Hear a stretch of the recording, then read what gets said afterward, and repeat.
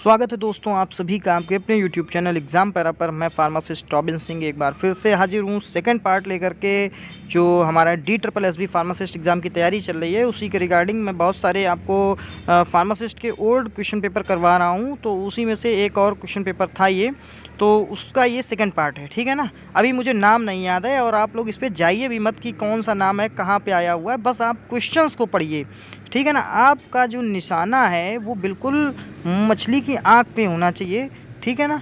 तो आप केवल अपने टारगेट पे फोकस रहिए, आप क्वेश्चंस को याद करिए, क्वेश्चंस का कलेक्शन देखिए किस तरीके का कलेक्शन है, बस इस पे फोकस रखिए, ठीक है ना। देखिए शुरू करेंगे हम अपना आज का सेशन। देखिए क्या कह रहा है, 26 नंबर ऑफ क्वेश्चन है। कह रहा है drugs not given in head injury, ऐसी मेडिसिन कौन सी है जिसको हेड इंजरी होने पे, सिर में चोट लगने पे नहीं देना होता है। आप बता देंगे मॉर्फिन।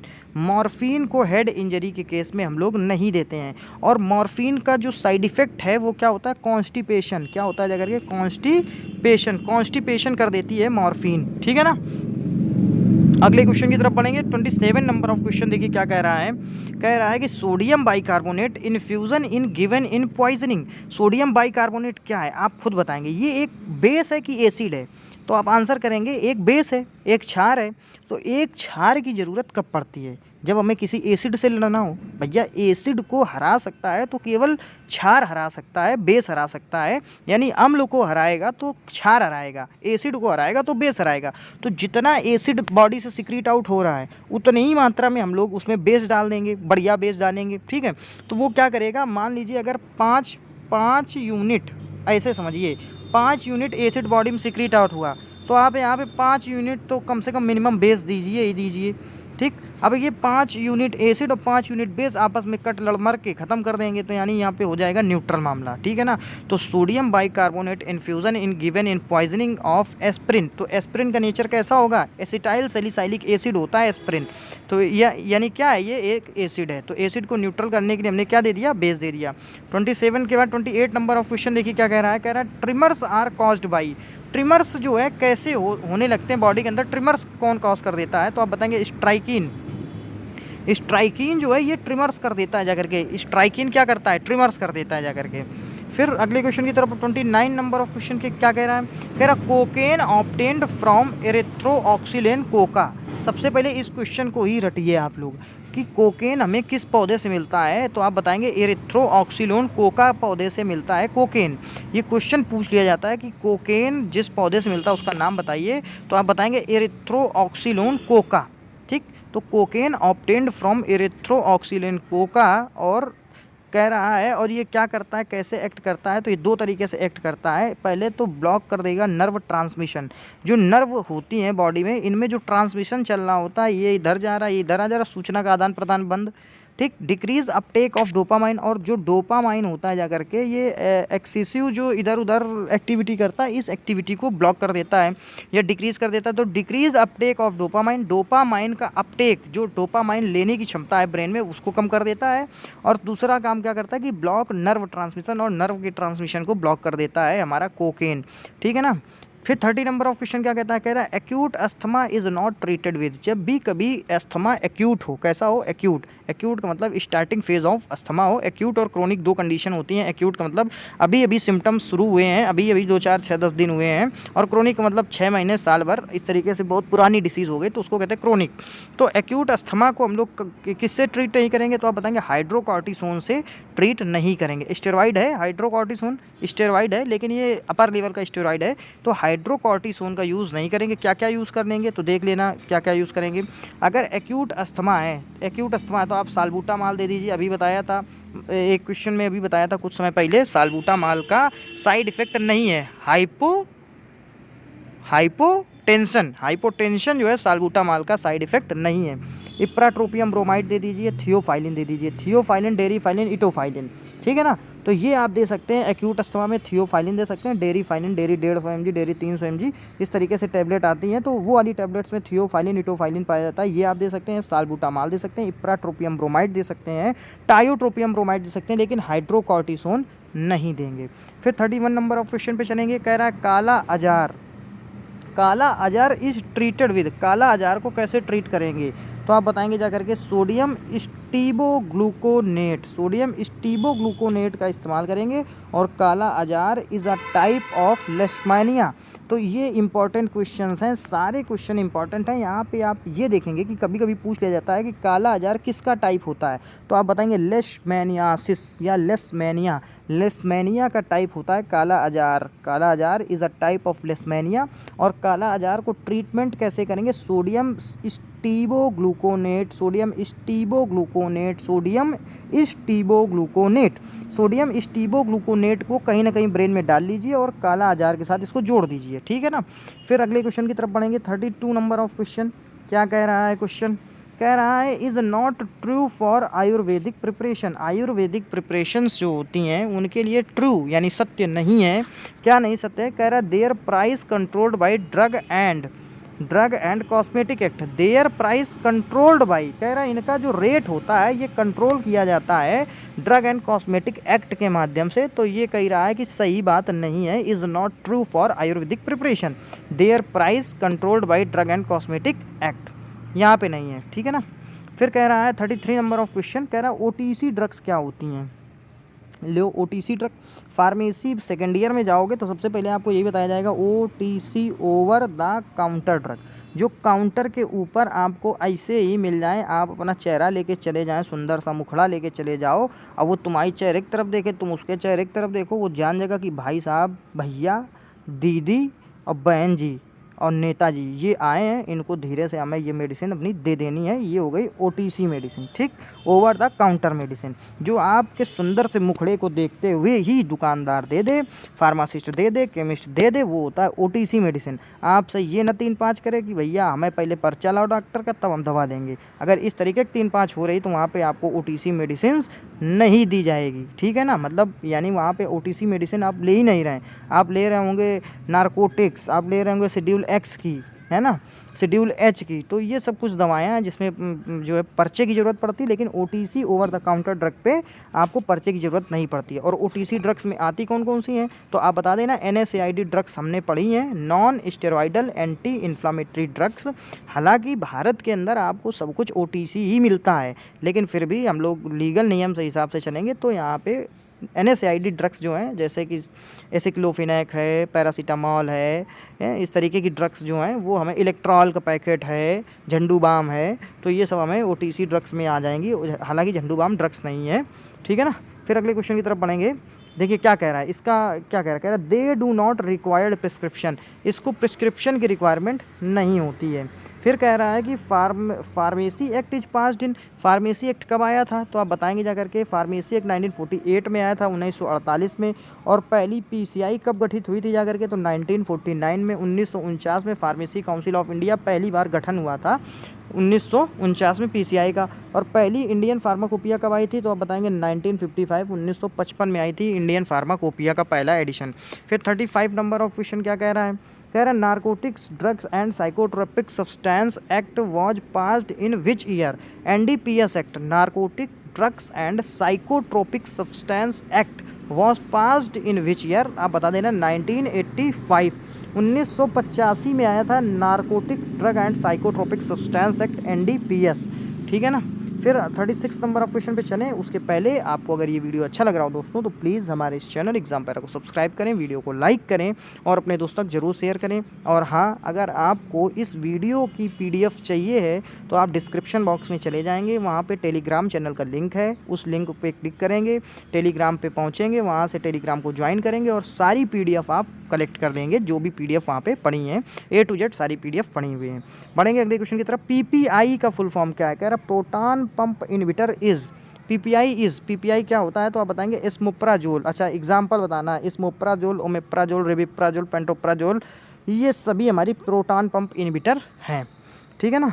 फिर कह रहा 37 नंबर ऑफ क्वेश्चन, कह रहा folic acid is given with.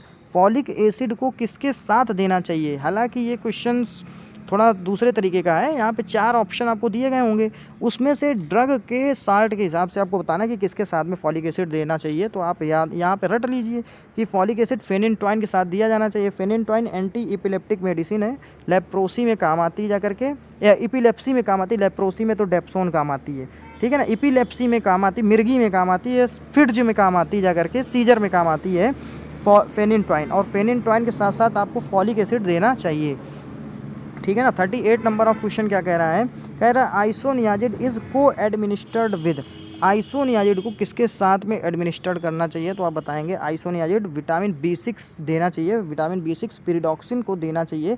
जब भी आप आइसोनियाजिड किसी को दे रहे हैं, आइसोनियाजिड एंटी ट्यूबरकुलर मेडिसिन है, और जब ये एंटी ट्यूबरकुलर मेडिसिन किसी पेशेंट को देंगे तो उसको विटामिन B6 पिरिडॉक्सिन जरूर देंगे। फिर अगले क्वेश्चन की तरफ पढ़ेंगे। 39 नंबर ऑफ क्वेश्चन क्या कह रहा है, कह रहा है कि Km value in enzyme substrate reaction is, enzyme substrate के रिएक्शन में जो Km वैल्यू है ये क्या दिखाता है जा करके, तो आप बताएंगे जा करके ये दिखाता है substrate concentration at half of maximum velocity of reaction. ये सबस्ट्रेट का कंसंट्रेशन दिखाता है at half of maximum velocity of reaction, reaction के हाफ में जो मैक्सिमम वेलोसिटी होती है उसको शो करने के लिए। तो Km value in enzyme substrate reaction is substrate concentration at half of maximum velocity of reaction, ठीक है ना। 40 नंबर ऑफ क्वेश्चन पे चलेंगे जाकर के, क्या कह रहा है, mode of action of heparin, heparin जो होता है एंटी कोगुलेंट्स होता है जाकर के बॉडी के अंदर ब्लड को फ्लो कर, मतलब बॉडी के अंदर जो ब्लड हमारा बह रहा है उसको बहाने में हेल्प करता है जाकर के, मतलब उसको पतला बनाए रखता है, उसको डाइल्यूट बना के रखता है हिपैरिन, उसको जमने नहीं देता है। बॉडी के अंदर ब्लड भाई क्यों नहीं जमता, बॉडी के बाहर निकाल दो भी जम जाएगा, लेकिन बॉडी के अंदर अगर ब्लड है तो वो जमेगा नहीं, क्यों नहीं जमता, हिपैरिन की वजह से नहीं जमता है। तो कह रहा है हिपैरिन मोड ऑफ एक्शन क्या है, ये क्या करता है जाकर के बॉडी में, increase anti thrombin third activity, ये क्या करता है, इंक्रीज कर देता है एंटी थ्रोम्बिन की थर्ड एक्टिविटी को, ठीक है ना। तो increase anti thrombin third activity, mode of action ये होता है हिपैरिन का, ठीक है ना। फिर अगले क्वेश्चन की तरफ बढ़ेंगे। 41 नंबर ऑफ क्वेश्चन ये क्या कर रहा है, कह रहा है cilastatin is given with, cilastatin is given with, तो कह रहा है सीलास्टैटिन इज गिवन विद, ये किसके साथ देना चाहिए, तो आइमीपेनम, आइमीपेनम के साथ देना चाहिए cilastatin, cilastatin is given with, cilastatin is given with imipenem. फिर अगले क्वेश्चन की तरफ पढ़ेंगे। 42 नंबर ऑफ क्वेश्चन देखिए क्या कह रहा है, कह रहा है सिफेलोस्पोरिन इफेक्टिव अगेंस्ट ज़्यूडोमोनास एरियोगिनोसा, सिफेलोस्पोरिन जो होते हैं एंटीबायोटिक हमारी, ये इफेक्टिव होते हैं अगेंस्ट किसके, अगेन में ज़्यूडोमोनास एरियोगिनोसा, ज़्यूडोमोनास एरियोगिनोसा के अगेंस्ट हमारे सिफेलोस्पोरिन जो होते हैं वो काफ़ी इफेक्टिव होते हैं, बैक्टीरिया का टाइप है। तो कौन सा हो जाएगा जाकर के, सिफोपेराजोन, सिफोपेराजोन जो होता है सिफेलोस्पोरिन कैटेगरी के एंटीबायोटिक है, और ये ज़्यूडोमोनास एरियोगिनोसा के अगेंस्ट काफ़ी सक्रिय है, काफ़ी जो है इफेक्टिव है, काफ़ी कारगर है, ठीक है ना। तो सिफोपेराजोन, सिफोपेराजोन, सिफोपेराजोन इज़ इफेक्टिव अगेंस्ट ज़्यूडोमोनास एरियोगिनोसा। फिर 43 नंबर ऑफ क्वेश्चन क्या कह रहा है, कह रहा है physiological antagonism occurs between, physiological antagonism जो होता है ये कब होता है जाकर के, तो यहाँ पे एग्जांपल दे दिया गया होगा एड्रीनलिन एंड हिस्टामिन, जब हिस्टामिन और एड्रीनलिन, एड्रीनलिन और हिस्टामिन दोनों आपस में मिल जाएंगे तो ये फिजियोलॉजिकल एंटागोनिज्म कर देंगे जाकर के, ठीक है ना। किस तरीके का एंटागोनिज्म, फिजियोलॉजिकल एंटागोनिज्म कर देंगे जाकर के हमारे एड्रीनलिन और हिस्टामिन, ठीक है ना। फिर 44 नंबर ऑफ क्वेश्चन क्या कह रहा है, कह रहा है teratogenic vitamin is, teratogenic vitamin कौन सा होता है, तो आप बताएंगे विटामिन ए जो हमारा होता है ये टेराटोजेनिक होता है जाकर, कैसा होता है, टेराटोजेनिक, यानी ये क्या कर देगा, अगर प्रेग्नेंट लेडी में आप विटामिन ए दे रहे हैं तो ये जो बच्चा होता है, जो फीटस होता है उसको एबनॉर्मल कर देगा जाकर के, उसकी ग्रोथ को एबनॉर्मल कर देगा। टेराटोजेनेसिटी का मतलब हो गया जाकर के एक तरीके से बच्चा जो है उसकी ग्रोथ नहीं होगी जाकर के, या तो हाथ पैर छोटे रह जाएंगे या तो सिर बड़ा हो जाएगा, इस तरीके का मतलब जो ग्रोथ का डिफेक्ट होता है वो बच्चे में आ जाता है, इसको कहा जाता है टेराटोजेनेसिटी। तो ये कौन कर देता है, विटामिन ए की अगर आप मात्रा ज़रूरत से ज़्यादा लेते हैं तो, लेकिन जो सेफेस्ट डोज होती है वो होती है 3000 माइक्रो यूनिट करके होती है जाकर के, ठीक है ना, 3000 माइक्रो यूनिट करके होती है जाकर के, वो आप जो है दे सकते हैं। इसको मैं कल आपको एग्जैक्ट बताता हूँ कितना होता है, 3000 होता है, लेकिन इसकी जो यूनिट है वो बताएंगे, माइक्रो यूनिट करके होती है कुछ, ठीक है ना। तो ये सेफेस्ट डोज होती है विटामिन ए की, लेकिन इससे ज़्यादा अगर चली जाएगी तो वो टेराटोजेनिक हो जाएगा, बच्चे में एबनॉर्मेलिटीज़ कर देता है जाकर के, ठीक है ना, भ्रूण में एबनॉर्मेलिटीज़ हो जाएंगी जाकर के। फिर कह रहा है phase second bio transformation process is, phase second का बायो ट्रांसफॉर्मेशन, जब चीज़ें बायोलॉजिकल फिजियोलॉजिकली ट्रांसफॉर्म हो रहे होते हैं जाकर। जैसे हम लोग कॉम्प्लेक्स फूड खाते हैं, भोजन जो होता है हमारा वो जटिल होता है। अब जटिल भोजन को हम लोग जब ये सरल भोजन में बदलता है तो ये ह्यूमन बॉडी के अंदर ही तो जाकर के बदलता है। कैसे? कार्बोहाइड्रेट्स, आपने रोटी खाई और ये रोटी कन्वर्ट हो जाती है जाकर के आपका ग्लूकोज में, ठीक है ना। तो ये रोटी जो है, हमने खाई रोटी लेकिन अंदर कन्वर्ट किस में हो गई? ग्लूकोज में। इसको कहते हैं बायो ट्रांसफॉर्मेशन, ठीक है। तो इसमें फेज सेकंड का रिएक्शन कौन सा होता है आप बताएंगे? सल्फेट कॉन्जुगेशन, ठीक है ना। Sulphate conjugation is the phase second bio transformation process. अब यहाँ पे आप एक चीज़ याद रखेंगे कि यहाँ पे आप कॉन्जुगेशन याद रखेंगे और फेज सेकंड याद रखेंगे, चाहे वो लिख करके आ जाए कि in liver phase second reaction क्या होता है। लीवर में फेज सेकंड का रिएक्शन क्या होता है,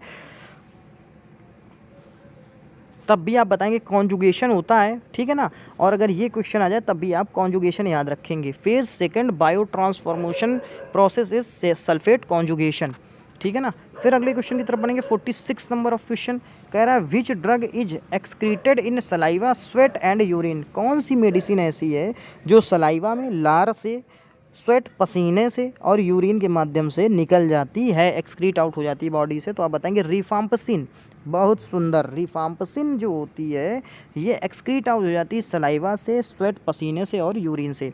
दोस्तों अभी जो है पेपर में 24 तारीख को पेपर में एक कटिंग आई थी जिसमें लिखा था कि अब जो है लेप्रोसी में 3 दवाओं का कॉम्बिनेशन चलेगा और 6 महीने में लेप्रोसी का जो कोर्स है वो कंप्लीट होगा। तो उसमें से 3 दवाएं कौन कौन सी थी? एक आपकी रिफाम्पसिन थी, ये एंटी ट्यूबरकुलर के साथ साथ एंटी लेप्रोटिक भी है, ठीक है। डेप्सोन भी थी। कौन सी थी? एक डेप्सोन थी, एक रिफाम्पसिन थी और एक थी आपकी क्लोफाजिमीन। कौन सी थी? क्लोफाजिमीन, जो डाई की तरह इस्तेमाल होती है, ठीक है ना। फिर 47 नंबर ऑफ क्वेश्चन देखिए क्या कह रहा है। कह रहा है gaseous and volatile drugs are primarily excreted by. कह रहा है जो गैसियस ड्रग्स हो, जो गैस वाली मेडिसिन हो, या जो वोलाटाइल हो यानी रूम टेम्परेचर पे ये हवा में उड़ जाएं, आप खुला छोड़ दो तो ये हवा में उड़ जाएं, रूम टेम्परेचर पे उड़ जाएं तो उसको कहते हैं वोलाटाइल ड्रग्स।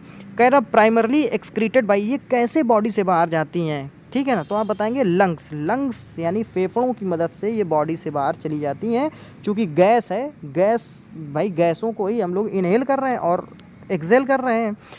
भाई फेफड़े का काम क्या है? गैसों को अंदर घसीटना फिर गैसों को बाहर निकालना, यही है फेफड़े का काम। तो gaseous and volatile drugs are primarily excreted by which organs? तो लंग्स। लंग्स जो है इसको बाहर कर देता है। 48 नंबर ऑफ क्वेश्चन देखिए क्या कह रहा है। कह रहा है drugs are least excreted in. कह रहा है ऐसी मेडिसिन जो सबसे कम एक्सक्रीट आउट होती हैं, कैसे? तो बताना है drugs are least excreted in milk. कह रहा है ऐसी ड्रग्स का मतलब मेडिसिन लीस्ट एक्सक्रीटेड, जो सबसे कम एक्सक्रीट आउट होती है वो मिल्क से एक्सक्रीट आउट होती हैं। मिल्क के थ्रू सबसे जो है कम एक्सक्रीट आउट होती हैं कोई भी मेडिसिन है तो वो मिल्क से बहुत ही कम एक्सक्रीट आउट होगी, एक्सक्रीट आउट होगी, बॉडी से बाहर जाएगी, मिल्क के माध्यम से बहुत ही कम बाहर जाएगी, ठीक है ना। फिर कह रहा है 49 नंबर ऑफ क्वेश्चन देखिए क्या कह रहा है। काफ़ी अच्छा क्वेश्चन है ये भी। देखिए क्या कह रहा है।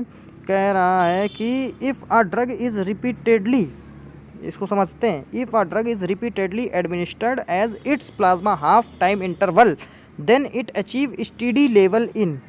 इसको सीधे रखते हैं, ठीक है ना, इसको समझा नहीं पाएंगे तुमको क्योंकि बड़ा डिप्लोमेटिक क्वेश्चन हो गया, बड़ा टेक्निकली हो गया है। If a drug is repeatedly administered, यदि कोई भी मेडिसिन लगातार हम लोग खा रहे हैं as its plasma half time interval, जैसे ही इसका प्लाज्मा में हाफ टाइम इंटरवल होता है जाकर के, इट अचीव स्टेडी लेवल, ये अपने स्टेडी लेवल को अचीव कर लेती है, ठीक है ना। तो कौन सी मेडिसिन की बात हो रही है? कह रहा है 4 to 5 time plasma half life.